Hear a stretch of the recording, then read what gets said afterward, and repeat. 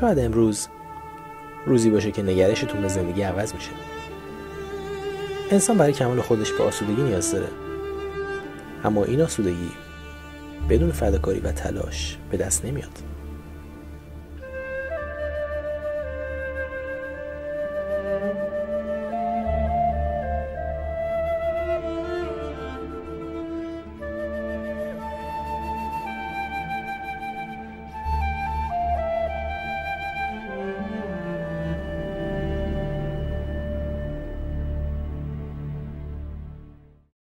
چه چیزی امروز ارزشمنده؟ خانواده، شغل خوب، مسکن خوب یا خودروی مناسب؟ همه این ارزشمنده، اما مردم امروز برای چه چیزی تلاش میکنن؟ در گذشته مردم برای رفع نیازشون از مبادله کالا با کالا استفاده میکردن، تا جایی که رفته رفته اشیای ارزشمند جایگزین مبادله کالا با کالا شد.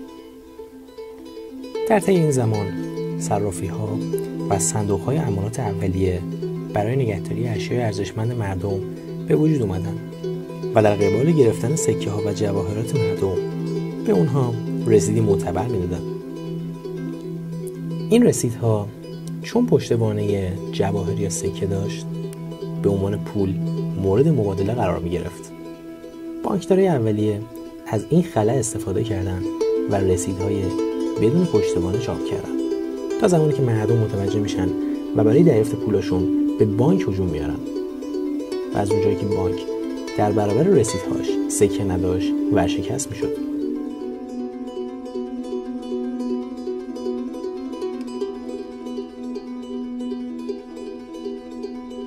و اما امروز بانک‌های مرکزی در کل دنیا در حال چاپ پول یا کارنسی بدون پشتوانه.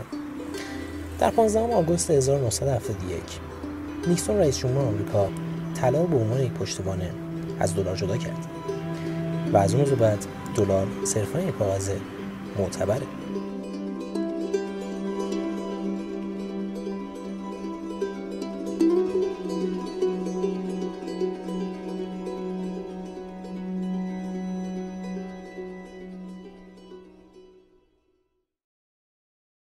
آیا چاپ بدون پشتوانه پول درسته؟